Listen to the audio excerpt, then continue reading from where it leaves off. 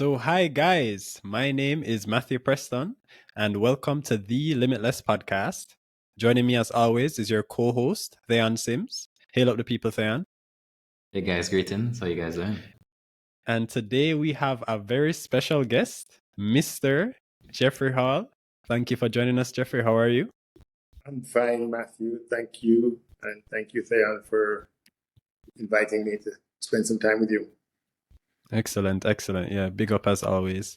But yeah, I mean, for those that don't know, Jeffrey is, I'd say, chairman of multiple companies, especially companies listed on the Jamaica Stock Exchange. That's why we thought he would be an excellent guest. A lot of companies that people probably know. So we'd love to just talk about, some of these different companies, how you got started in the business world. And a lot of people may not even know you. When I was looking you up, you actually practiced or you studied law. So you are technically a lawyer. I don't know how much law work you still, really do now. But how did you even get started in, the whole thing of law? And then how have you now transitioned to being the CEO of the Pan Jamaica Group? Well, it's a long story, but, like you, I did a professional degree in law and became a lawyer. I studied in the US and ultimately practiced banking and securities law in New York in what is known colloquially as a Wall Street law firm. So the clients of the law firm are investment banks. In our case, Morgan Stanley, JP Morgan, those are big clients. So I did credit deals as well as securities deals, which are listings on the exchange, on the NASDAQ, New York Stock Exchange, bond deals, equity deals. And this was in the late 90s. So I graduated from law school in 1996. And around about 1998, Jamaica had a massive financial services meltdown. So the majority of the financial services sector, banking and life insurance, which is where the biggest share of savings and went bust simultaneously in Jamaica. So that which you now know of as NCB, that which you now know of as Guardian, that which you now know of as Sagicor, which in those days was a fairly fragmented with financial services businesses, all simultaneously had challenges, and the government had to step in and form a company. And I asked my Wall Street law firm to give me a leave of absence to go and get involved because I felt I could contribute, but also I wanted to be at the center of what were the largest deals at the time in the history of the Caribbean. So I moved back to Jamaica for what was going to be a year to do this for the government of Jamaica. And eventually kind of made friends and met people who were doing private equity and went into the private equity business. I left the government, and ultimately on the day that I was supposed to have gone back to my law firm in New York, I just couldn't catch the plane. And the rest is history. Was that intentional? It was not intentional. No, they actually sent me an announcement out that Jeffrey's coming back. Wow. But when I was moving to Jamaica at the time, I was very anxious about coming back, and I wasn't sure. I remember, I was on Air Jamaica at the time. I couldn't breathe with that level of anxiety, and I wanted them to land the plane, because I was leaving New York and coming. But so I was very anxious about making the decision to leave New York, to leave the prospects of New York, to take a significant salary reduction, to move to work for the government of Jamaica. But 29 years later or 28 years later, I don't think I have any regrets. It's been good. Perfect. I have a question. So it's so interesting, especially to me, when you've done one thing, but you're also kind of venturing into another area. And I want to know, for you, how has your law degree helped you, during like your job now, because you're doing a lot of businesses and working with a lot of companies. Can you share any stories or examples of how it has maybe solved a problem or anything? So my educational background includes law, but isn't limited to law. I also did first degree economics, and I also did a master's degree in government. Wow. And which explains why I left the law to go into government. And I really like the government, and I've done things with and for the government throughout my whole career. But more, obviously on the side. But yeah, so as far as law goes, it's a way of thinking, as is medicine. It's a system which you can reason with by analogy, to understand other types of systems. But it's also very directly applicable to deal making. And if you look at the pie of money that I've been associated with generating for the companies I've been associated with, more than its fair share has been a function of doing deals, of buying companies and selling companies over the years. And so the art of doing that, has been about understanding value and understanding rates of return and finance. But it's also been about how do you structure a deal? How do you de-risk a deal? How do you process a deal? And the law gives you the answers to those kinds of questions. Okay, excellent. So I guess I consider myself a client. Would make sense. I love that, actually. Okay, great answer. One of the things that you mentioned, that you're essentially instrumental in FinSac. So could you walk us through what that was like? Because there was a lot of turmoil, a lot of uncertainty. I'm sure that was like a very scary time for a lot of Jamaicans, maybe not the listeners directly, but their parents. So could you walk us through what that was like for you? Well, for me, it was an incredible experience. But you have to take as a starting point that the reason that FinSac had to exist to begin with was that the macroeconomic environment was somewhat volatile. So it went from loose liquidity to tightened liquidity, and as a consequence, higher interest rates in sharp swings, and a sustained high interest rate period, which rendered which gave the banks and life insurance companies solvency issues. But at the same time, they would not have been effectively governed for this type of environment. So they were taking loads of risk. They were not exercising the right levels of controls. So it was, in a sense, a Wild West, both in terms of the environment, but also in terms of the controls that were being applied. And so it was a very free-wheeling financial environment at the time. And so my job, and I worked, the guy who ran FinSac was Patrick Hilton, who went on to run NCB. And before him, a World Bank person was brought to Jamaica. He was a Jamaican, who headed it, and then he left. So Patrick was my boss. And what we had to do is the government would essentially announce that we've taken over this bank. And these are significant banks. And in order to make sure that they could pay depositors, we'd have to put capital into the bank rapidly. And the capital we'd put in would be in the form of promissory notes. So I would literally sit at my computer and type up a promissory note to the bank, which gave the bank an asset. I hereby promise to pay you, X billion dollars. And in exchange for putting this promissory note into the bank would pass over a whole bunch of loans. And these loans were loans from what were at the time senior business people in Jamaica, who all of a sudden found themselves owing money at high interest rates, which was compounding rapidly. And so I was maybe 28 years old. And on the one hand, we were in the boardroom with these banks saying we're now in charge. And that was entertaining. And on the other hand, we had these business people who would come to my office and cry living eye water because their life's work was now essentially available for foreclosure, and they had to kind of confront that reality. So I was really in the engine room. I was a doer. I wasn't a top dog decision maker. My job was to process things and get things done.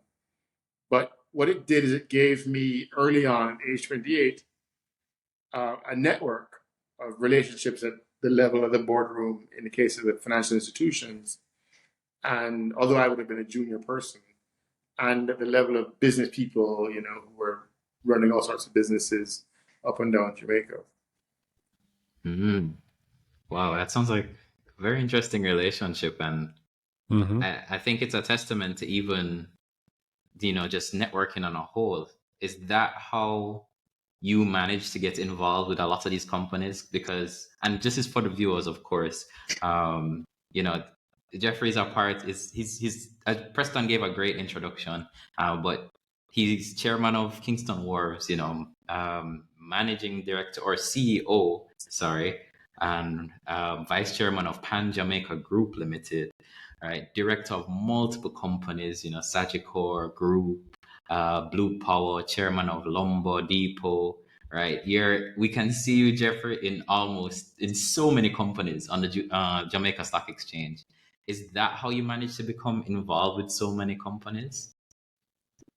Jamaica is a relatively small economic space, and it's a system. It's worth your listeners understanding that if you choose to associate yourself with Jamaican businesses that have heavy domestic component of either a cost line or a revenue line that's meaningful, then you've got to be a part of the system. And the system bumps up against government, and it bumps up against multinational, it bumps up against resources, and it bumps up against the education system, and it bumps up against the healthcare system. And so I would say almost as important as the network, Thaon, that you referenced, is that I was very lucky to have been given opportunities to understand the system. And so they had this idea at the time when I was at FinSAC and just leaving FinSAC that they would want to see a post-independence, a person born after independence, after 1962, on the boards of government enterprises. And lo and behold, they asked me as a young person, 28-year-old, to sit on the board of the central bank in that capacity. Wow. And yeah, so that was kind of cool. That's so then astronomical, actually. I'm 28 now. I'm not on the board of anything. They should still do this, So it was then Minister Omar Davies who asked me to do this. And so if you sit on the board of the central bank at 28, and you've had exposure to the balance sheets of the then largest financial institutions at that level, then you're seeing how the inflation index works and the weightings given to starchy foods in the inflation composition, which helps you to understand, what are the likely reactions to interest rates. Obviously, the central bank is assessing foreign exchange risks and issues, and you're beginning to understand the composition of the foreign exchange base and what happens in what they call tamarind season, when people are buying goods internationally in August, September for the Christmas season, and how exchange rates move then, and what are the underliers of interest rates, and how the central bank mops up liquidity, and what the expectations are for its relationship with the Ministry of Finance. I was not a top dog decision maker. I was a participant, but I would have an exposure to the financials of the central bank. And these are kind of not career-related activities. I was lucky enough to sit on the board of the stock exchange not long after, again, kind of early 30s. And then that led to to me having exposure to financial services generally, largely in the first instance at Scotiabank, where I ended up being chair of Scotiabank, which has one of the largest deposit bases, and commercial loan books and retail loan books. It's a hugely important thing to understand, how the market for mortgages and car loans work, and consumer credit cards. Mm-hmm. So once you begin to understand the overall system, it's very helpful to you. And then in my day job, I started life in private equity, as I mentioned, which is somewhat agnostic as to the sectors that you're looking at. So we were buying manufacturing businesses, food service. We were in hotels in the Caribbean, this sort of thing, in a short period of time. Mm. And so I was able to connect both a manufacturing, so-called real sector economy, which includes the financial services sector, but then also understand the financial services sector. And, one thing led to another. I ended up joining Jamaica Producers, which I had a long association with it because my father ran it and was running at the time. He was approaching retirement age. And that business had a very large agricultural base at the time, which kind of maps onto the story of Jamaica, in that agriculture was becoming, or had become, structurally uncompetitive. And, we were duty bound to reinvent the business. And so that gave me exposure to a bunch of other sectors, and also a willingness to look outside the four corners of what we were then doing, which was largely bananas. And hence I got exposure to a bunch of other sectors, bit by bit, found myself touching the things that you just referenced. Now, I'll tell you a quick story. So basically, in the traditional banana business, if you look, the traditional banana business involved shipping bananas that were grown in Jamaica to the United Kingdom. Oh, yes. And what we obviously observed, when you look at a banana on the shelf of Tesco or Marks and Spencer or any kind of retail outlet in the UK, roughly half of the value of the banana is food, is the growing, processing food, cold rooms, whatever, quality control, and about half of the value is shipping. And so when I observed that the business was structurally uncompetitive and needed to be transformed, I concluded, with the support of the board and the management and everybody else involved, that we knew more or less two things: shipping and food. And so we looked around to try to buy business in those two spaces. Okay. So one of the things that I think it was last year, JP, Jamaica Producers, and Pan Jam, I think it was last year that you guys had your scheme of arrangement. Could you go through what that was for the viewers, and also explain why you guys chose that method? Well, we chose the method because we found ourselves with two big blocks of business activity, exactly what I just referenced. One being food and drink. And so the food and drink business kind of moved on from bananas, even though bananas were important.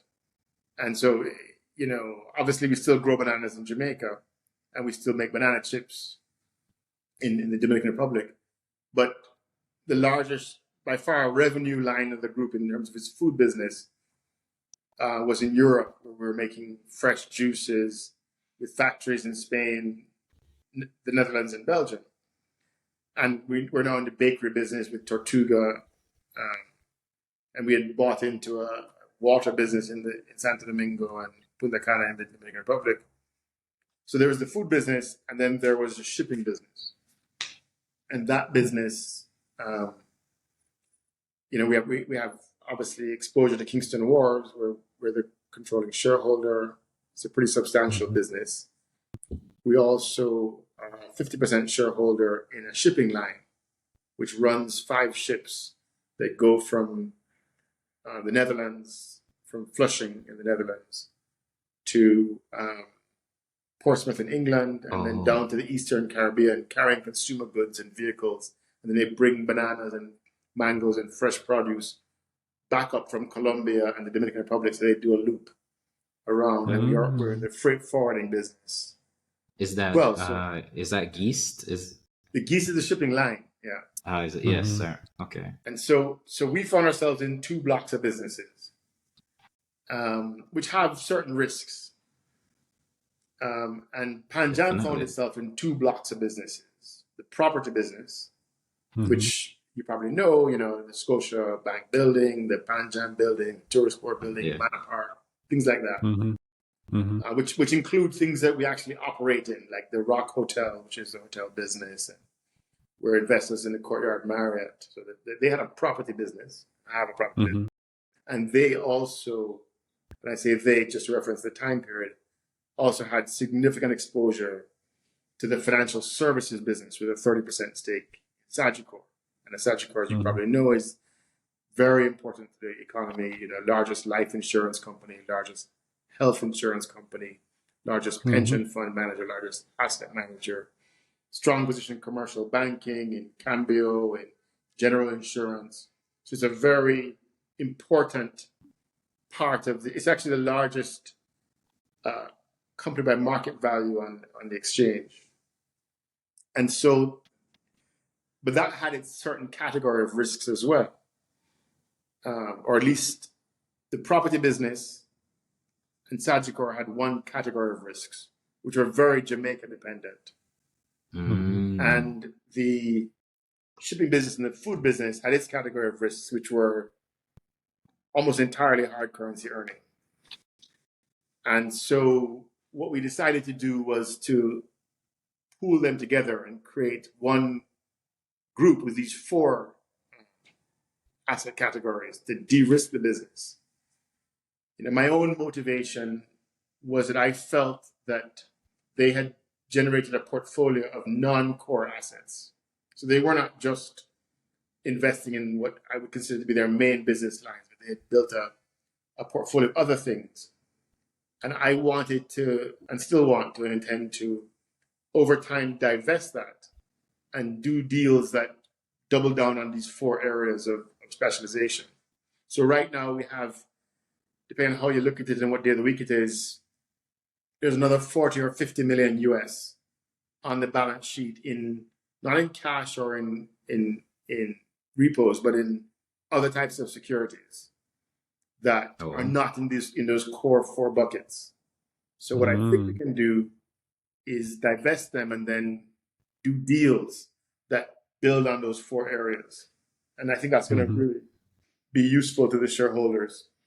And it's something that it's a model that we've more or less proven over the years at KP, where we bought Geest and we bought Tortuga, we bought Hogastager, we bought into Kingston Wharves over the years, and that has led us to look back on our track record and see that we've been able to compound our on-balance sheet net worth after dividends by about 15% a year. And if you know exponentials, if you compound 15% a year for a long period of time, you can retire. So that's my goal. Okay. Okay. Sounds like a retirement stock indeed. Well, I'm not there yet. That's what we have to do. We have to take those non-core assets and redeploy them in deals that are directly supportive of those 4 pillars. And once we invest in the 4 pillars, we have to invest in things that make each pillar stronger. Okay. I can see that. Sense. And you spoke about the synergies, even taking it from just bananas. You said half the cost of a banana is really shipping. So why not just buy a shipping company? That's actually really brilliant. So yeah, no, I love it. I love it. I know Preston had our question. He asked me this about he wanted to ask you this question. Go ahead, Preston. Yes, sir. Yeah. So, okay, as shareholders and investors, right? We always try to look for things that will increase shareholder value, lead to capital gains, increase dividends, and stronger reports. But one of the big things are acquisitions, right? But anyone who knows business knows that as much as an acquisition can work and lead to an increase in shareholder value, a lot of things can go wrong, and acquisitions can be capital destructive. If you look at a lot of, like, even in the United States, if you go back to their stock market, a lot of companies were over leveraged, made acquisitions, and it just didn't work out. But you have been someone, and through the Pan Jam Group and just all of this stuff that you've been talking about, you have made some good, I'd say, good acquisitions. Could you speak about what makes an acquisition, or what makes a good acquisition, what makes a bad acquisition, and maybe even talk about some of the acquisitions you've made in the past? So, there's a sense in which it may, to some extent, be in the eyes of the beholder, because we think you have to bring yourself to the acquisition. The things that Elon Musk wants to buy, that then from his particular skill sets, are not necessarily suitable for me. Mm-hmm. And so, what do we look for? You could ask. What we don't want are businesses that rely on a single individual or some kind of specialized talent. So we're not going to buy a business that relies on somebody's sales network. They're a broker, or they're an expert coder, who knows what.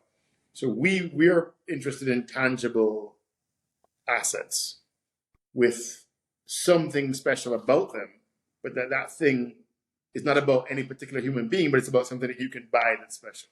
So if you're going to buy into Kingston Wharves, well, they have 1.7 kilometers of berth space on the city of Kingston, which you can't easily buy tomorrow morning. And so if you want to,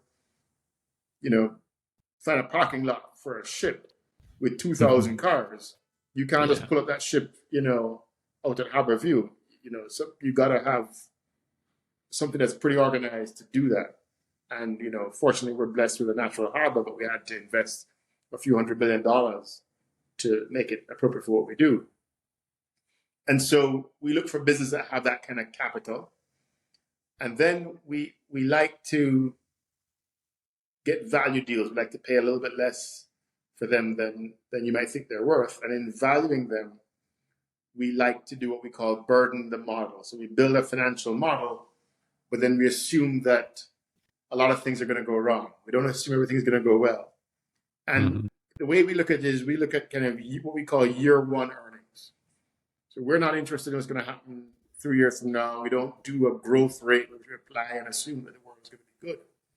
And, a lot of people will take a business earning $1 million, and then they'll say, let's assume that it's going to grow by 10% a year for 5 years. And the costs are going to stay more or less steady, and we're going to make lots of money.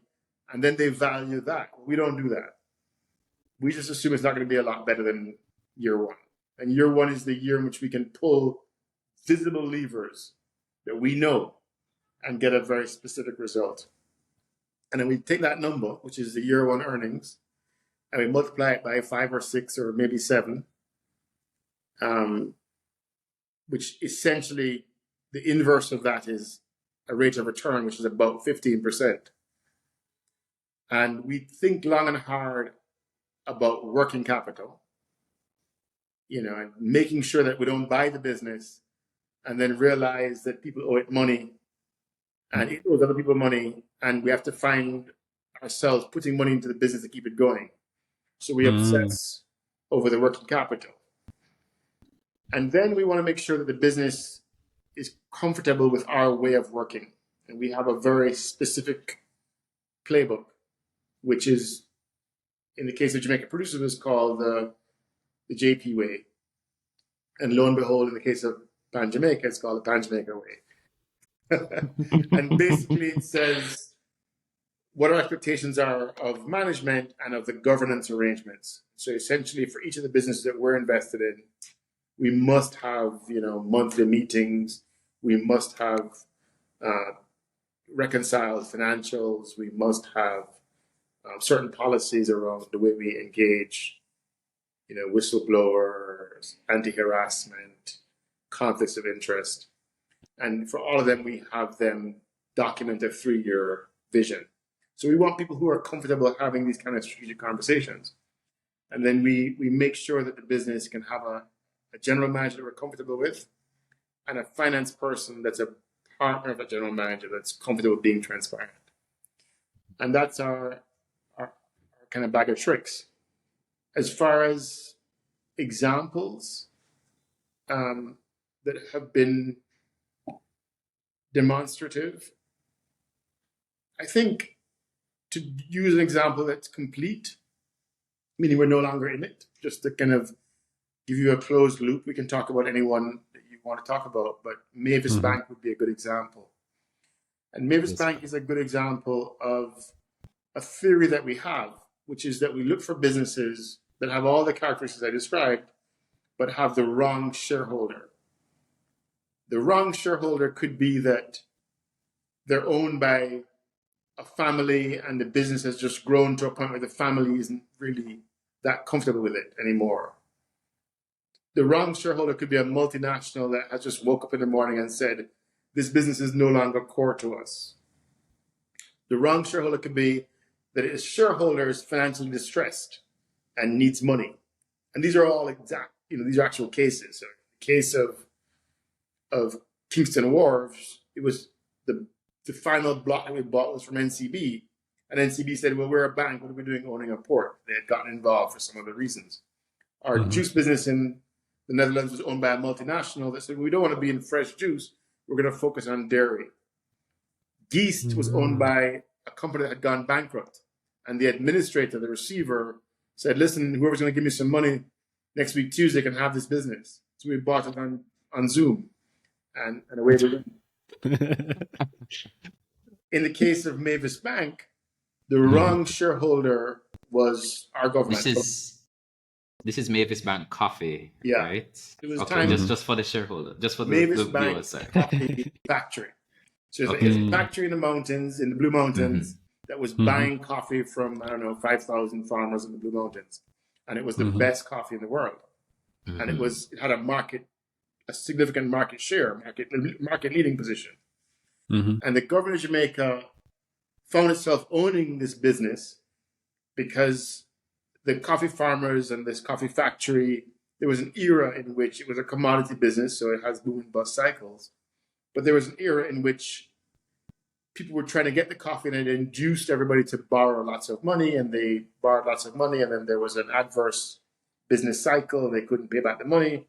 And instead of allowing the business to go bust, the government stepped in because it needed to, because there were a whole lot of growers in the mountains with families. But it was still Blue Mountain Coffee, it just had a bad capital structure at the time that the government got involved. But the government held it and tried to manage it. And, when government manages things, it's more inflexible. And so it was loss-making. Government just wasn't the right place to run a business like that. So we were able, because it was loss-making, in fairness to the government, they did the right thing. They sold it for $890,000 to a joint venture between Jamaica Producers and Pan Jam. We were just friends. And but they trusted us to be the operators, Jamaica Producers, because of our agricultural background. And then we were able to reprice the coffee that we're selling to third parties. We were able to streamline the factory, to hold the team accountable. It was the same management team, but we focused them a bit. And they did a good job. We're really proud of working with them. We were able to turn it around to the point where it started to make a couple of $100 million Jamaican in profit in a year or two. We were able to get dividends of about $4 million between the two of us over 4 years and sell it for $15 million 4 years later, by which time it had really turned itself around. Now, we don't normally sell businesses unless we get an offer from somebody who has a vision that they can capitalize on the business at the price at which they're willing to pay for it. And that price is attractive to us. So we're not private equity in the sense that we're not looking to sell. But the buyer was a responsible company, and they themselves had synergy value with another coffee business. So that was kind of the full life cycle. It had all the elements.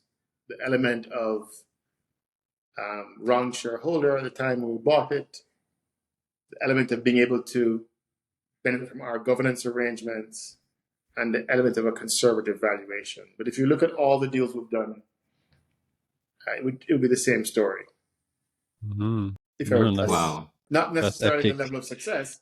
We've had more success with others and less success with others, but the formula that's worked for us, you know, if you look at Geest, it was loss-making, it had an insolvent shareholder, we bought it, we put in our governance framework, we worked with the team, it started to make money. The juice business was loss-making, wrong shareholder, very unique juice business, not a normal juice business. So it had a capital that was special. We got it to make some money. It's doing quite well now. So that's the formula. Okay. Feel like thank you for sharing. It's not. I can't find any more deals after this call. Yeah, no, I think we as investors, Preston and I specifically, but of course our viewers, really appreciate that, sharing a formula, because that level of insight we don't normally get. So I really do appreciate that. And especially for me, who one day hopes to get into doing deals and so on. I think that really did resonate with me. So thank you, Jeffrey. I appreciate that. Well, there's one other thing, and I don't mean to belabor it, which I didn't mention. No, of course. Go ahead. No. But it's very important for your viewers who come to the business world from another discipline to understand this, if they don't already understand. It's a little bit complicated. I'm not going to go into too much detail now. But it's the power of leverage, of being able to borrow money and use that money to generate a return. And I don't know how well it's understood, but I'll give you a really simple example. If you buy a property, let's say a house, and the house is worth $10 million, and you can lease that house to somebody else in perpetuity for forever and ever and ever, for $1 million a year, you will get a 10% return. You bought it for $10 million, you lease it out to somebody, you get $1 million a year. That's 10% return. It's like putting money in the bank and getting 10% return. Here's where it gets complicated now. If you are able to go to the bank and borrow 9 of the $10 million from the bank, and the bank likes you and trusts you, which some banks do, and the bank is willing to lend you money at 5%, then you have to pay back the bank interest of $450,000 a year. You borrowed $9 million and you pay 5% to the bank. Okay? Yes. Now, you still have to find $1 million of your own, because the house cost $10 million. Yes. You only borrowed 9, but you had to find $1 million. So you bought the house for $10 million. You rent the house for $1 million a year, same deal, same tenant. In this case, when you get the $1 million, you have to give the bank $450,000, and you get to keep $550,000 for yourself. Okay? Yes. Now, if you went into your pocket for $1 million and you get to keep $550,000 for yourself, instead of making a 10% return, which was the first scenario, now you're making a 55% return. You only spent $1 million and you make 550,000, that's 55%. Now you can, if you had 10 million to start with, you buy 10 houses and you make a 55% return on investment. And that is essentially the power of leverage. Is that clear? Did you know that already? Yeah. I mean, yeah, no, definitely, but that's quite valuable for a shareholder. For I don't know why I keep saying shareholders and investors. Must be because I'm interviewing you, but yeah, for our listeners now, that's great. And definitely something we also want to capitalize on. It's something that wasn't even taught to us in school. It's unreal. It's insane that we allow people to graduate from school without university compound interest. Yeah. But even just high school, because it's such a unique and powerful phenomenon. And essentially somebody said the world on a level. And the reality is that if you've organized your life in such a way as to have access to bank credit, and unfortunately, this is a kind of a game that you have to be taught early on, because you can't wait until late in life to become credit worthy. But if for whatever reason you're credit worthy, then that becomes a very powerful tool, because it's an exponential function. Yeah. No, definitely. Yeah. That's also something I'm planning to do. I would love to somehow, I don't know if we should clip this out or not, but I'd love to somehow get a US bank account and start generating credit in the US, because the basically, if I do and when I do, with like even a loan or anything up in the US, it would be good to have a credit score, so that I can at least get some favorable interest rates, or at least borrow the amount that I would want to borrow at that time. So I mean, we're all kind of where we are on this game of life, but I think that you're at a different level. You're aspiring to enter and tap into international credit markets. But let's imagine that you're just leaving university. One of your critical goals is to understand, how do mortgage banks work in Jamaica? What are they looking for? How does the NHT work? What would make a commercial bank?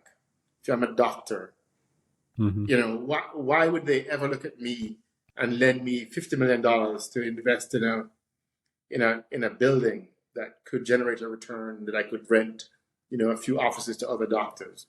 What does a bank need to hear from me to write me that check? And if you don't know the answer to that yet, then I think it's a good use of time to begin to decode it. I mean, you're asking how can I get money out of Miami and New York? That's a whole other level. But for many of us, it's about just getting the job done here in Jamaica. No, definitely. One of the things, so you mentioned the Mavis Bank story. That was amazing. But if you feel comfortable, are there any acquisitions that maybe didn't work out as well as you guys hoped? And what was it that you learned from that acquisition? Like, what would you have done differently now? I have not had an acquisition that used that playbook that didn't work out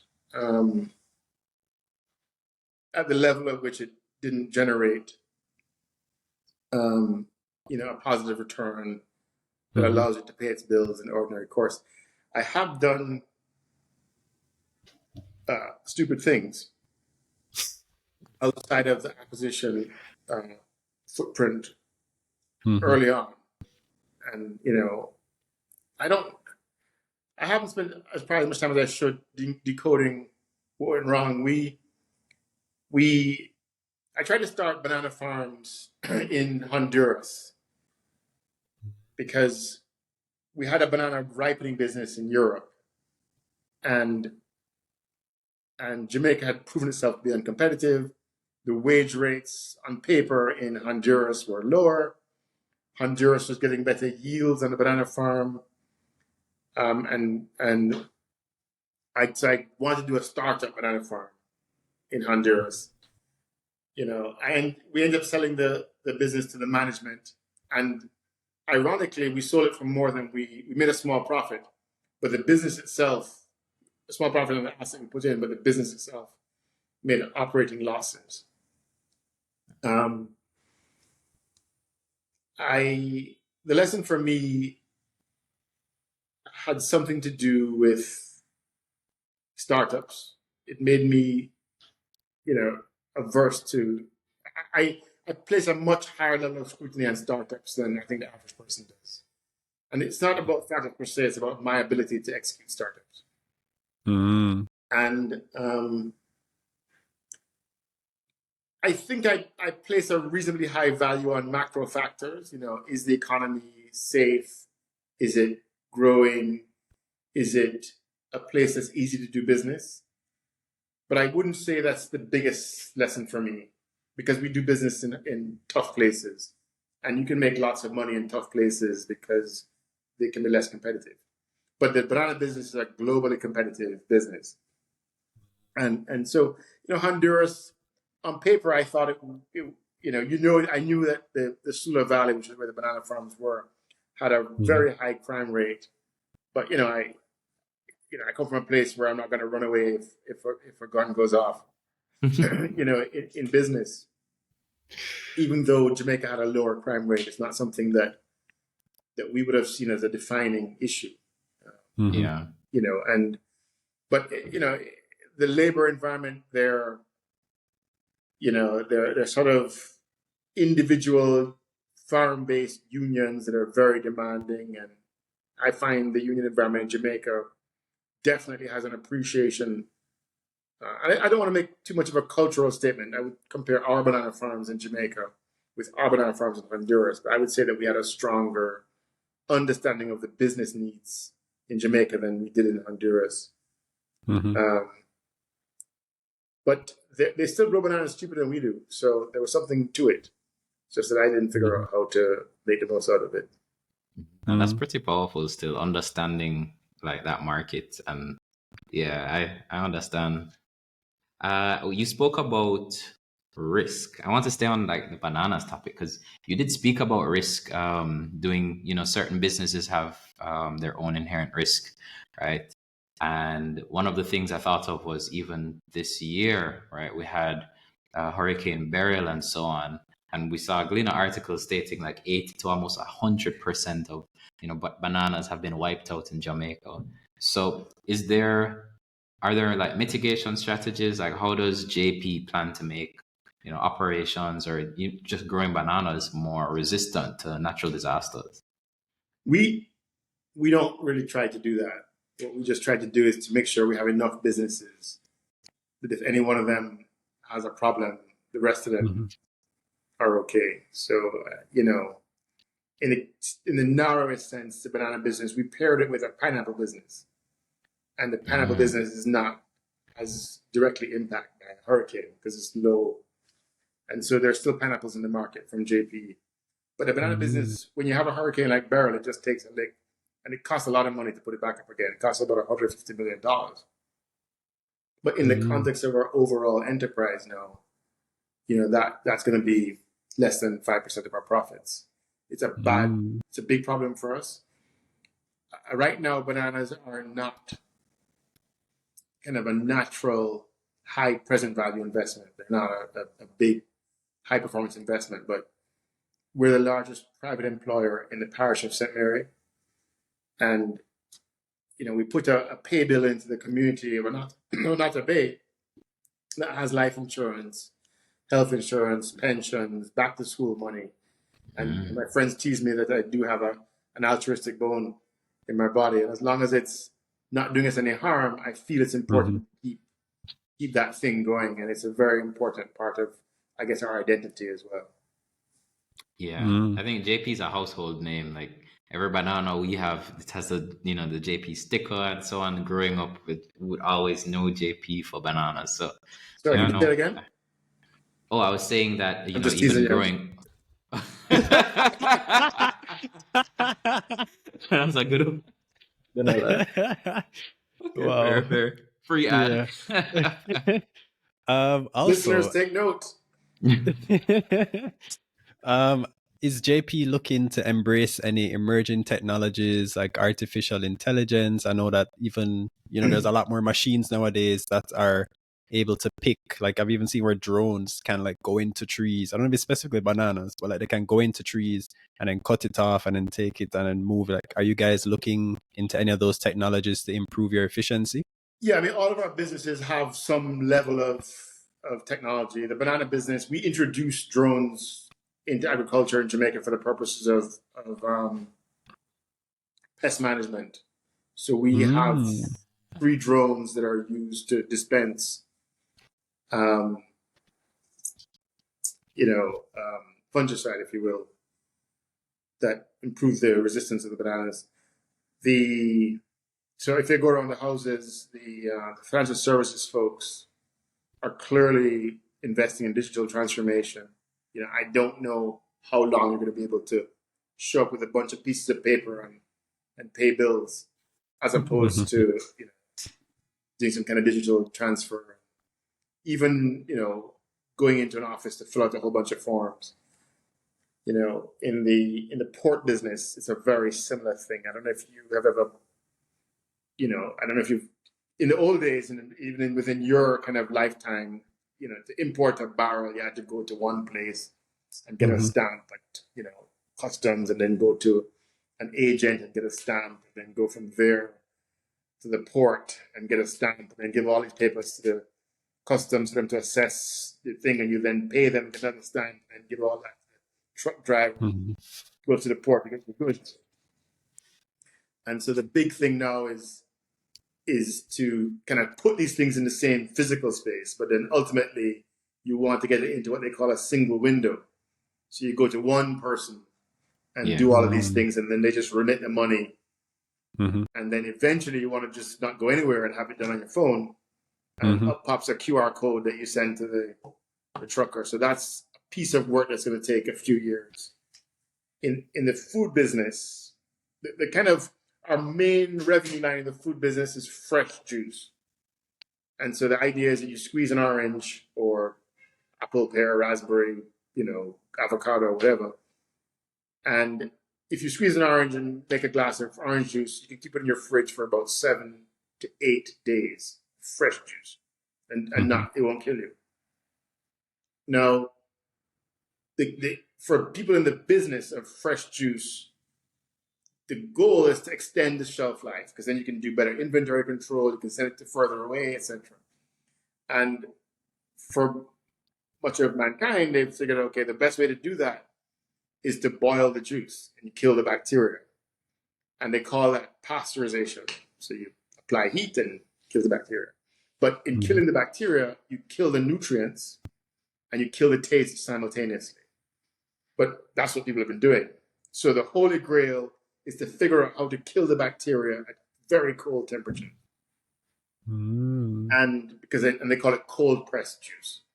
And so there's 2 ways to do that. And they're both pretty advanced.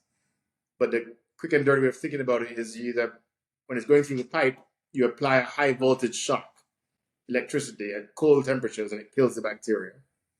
And so we have a system in our factories in the Netherlands that does that. Or at the same cold temperatures, you apply the amount of pressure that would be on your head if you were at the deepest point of the Atlantic Ocean. So you even though it's cold temperatures, you kill the bacteria with pressure. And so we have very contemporary technology that applies pressure to fresh juice. We have a factory in Spain and one in Belgium that do that. And so that's a very important part of the business. So I would say that in each place, there's a vision that is, a long-term vision that has technology and is deploying capital.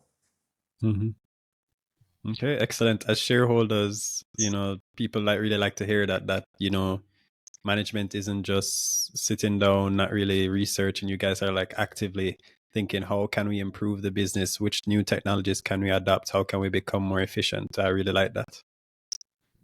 It's necessary. Quite. The property business is I didn't talk about that, but that, the holy grail there is, you get a higher net rental if you can get your energy costs down, if you can control your energy usage, if you can use alternative ways of cooling the buildings, of powering the buildings. And so there's a lot of thought given to that.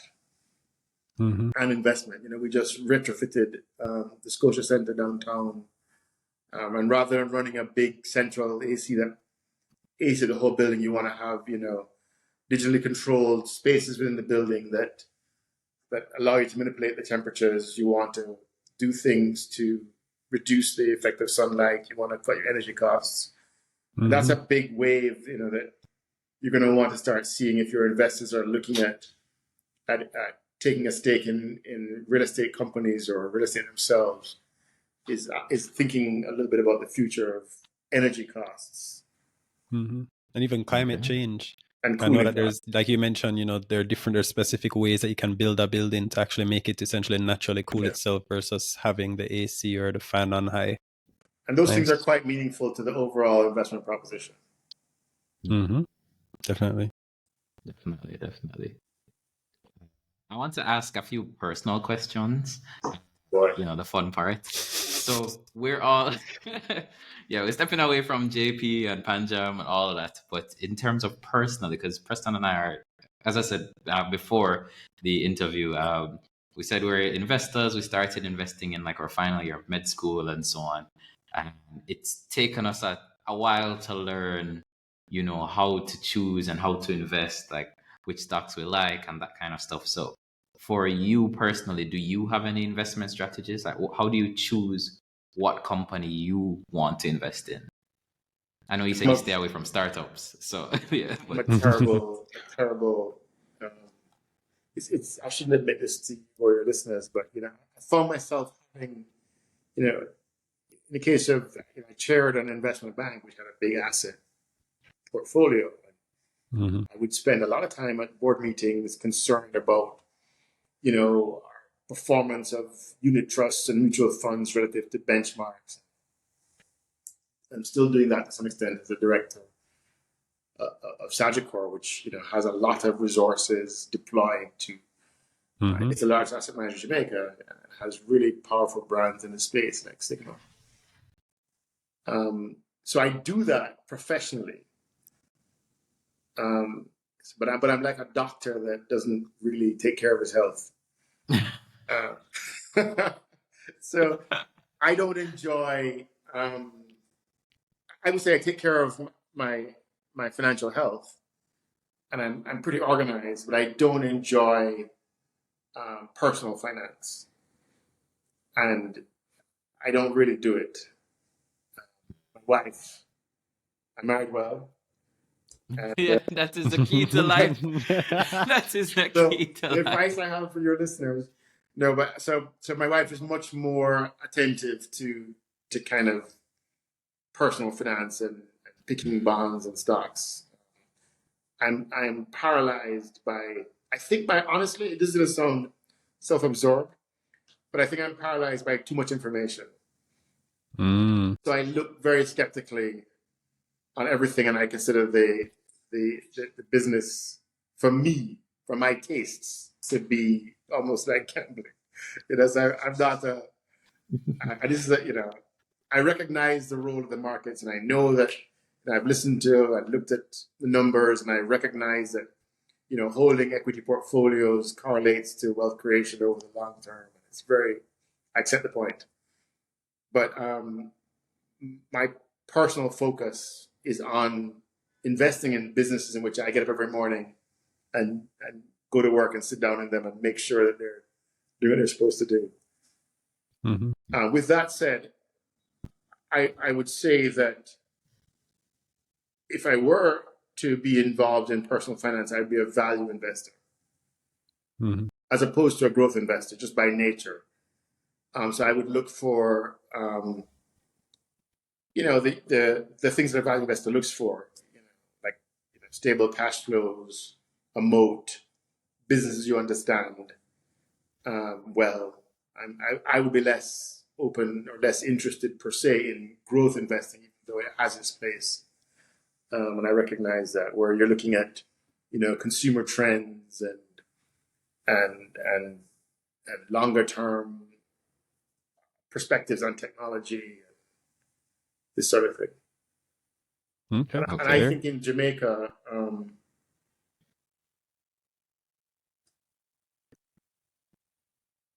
over the longer term, I think the value investors in what would be known as blue chips, together with emphasis on the strength and credibility of current management, would be an emphasis I would take if I were in that market. Mm-hmm. I would place a big, heavy emphasis on the credibility of current management and the seriousness. Mm-hmm. Fair. Okay, noted. What would you say is the difference between investing and speculation? I mean, this is a complex topic, and if you study economics at a very high level, they look at kind of business cycles and the way that they perform, and so there's a stage in a business cycle in which people make investments on the basis that the investment will return the principal invested to the investor, together with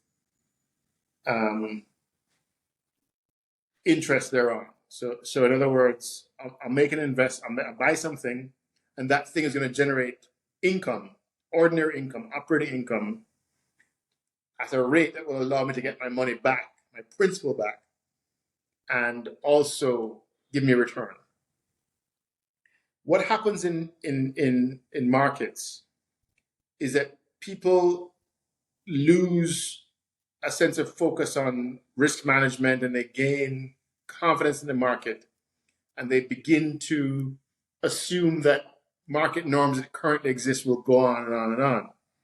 And so, and this precise story happened post JDX, NDX in Jamaica up until this moment. So the first order of business, people start making what I consider to be relatively good investments and not speculative. And then as they get comfortable, they start to make investments in which they know upfront that the investment will be able to give them back their interest, but might not be sufficient to give them back their principal. But they still get a return. Mm-hmm. And they feel good about it. So people start to do things where they're making an investment, well, maybe in a property, and the property is going to give them an income, and income is more than the interest expense, but they're not going to get their principal back. But as long as the party continues, they're cool. Mm-hmm.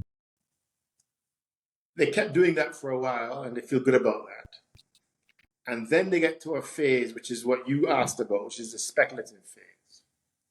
And in that phase, everybody who was born and started to do business in the time when people invested to get back their principal and the interest, they're all retired. The people who are investing just to get the interest only are okay. And then you have a generation of people who haven't really seen the tough old times, and they're speculators. And they invest knowing upfront that the income, that the thing that they've invested in, the operating income, is not going to be sufficient to generate enough money to cover the interest expense. And so they're going to pray that the underlying asset will be bought by somebody else for more than they paid for it. So they know that the business is not going to give them income stream sufficient, but they're going to assume that the kind of liquidity or market conditions or other people's interest or just raw hype is going to be sufficient to get somebody else taken off their hands at a higher price. Mm. And in that case, that investment is a speculative investment.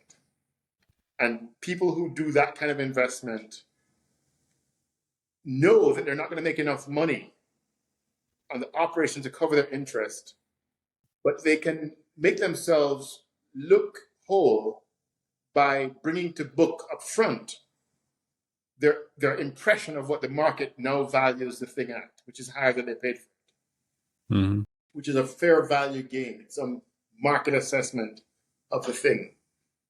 And that's a speculative investment. And it's a normal cycle. It's not a Jamaican phenomenon. It's the way the world works. And anyway, the party, it always ends in tears. Somebody takes away the punch bowl, and everybody has to go home and start all over again. The investment cycle. Really good explanation. And so, these things all exist simultaneously. So people pursue at all times different business models. Yeah. And it's just a question of where the weight of the market is. We are by nature value investors, and so we don't do the speculative bit, but we don't condemn those who do, as long as they're transparent about their business model and people know that what they're doing is speculative investing. Okay, fair. So final question, right? And I'm so glad we got you for this long, because we know you're a very busy man. We already reeled off your entire CV. Well, actually, that's probably just a quarter of the CV. So we know you're an extremely busy man. So I wanted to know, for somebody whose time is so precious, so valuable, and so on, how do you relax in your downtime? What are some of the things you do to just, take a breather? So, this thing that a man who loves his job never has to work a day in his life.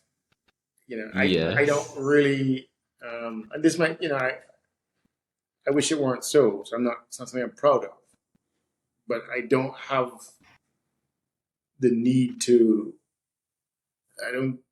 kind of go sailing or golfing.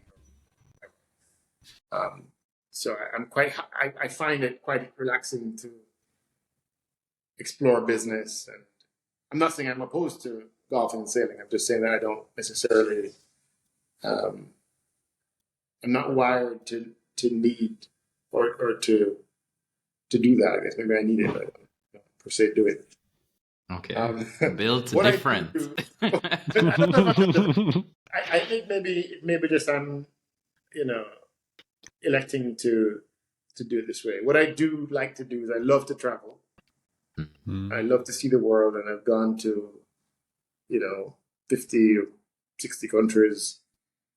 I enjoy places where people live differently, and and I like to explore the world.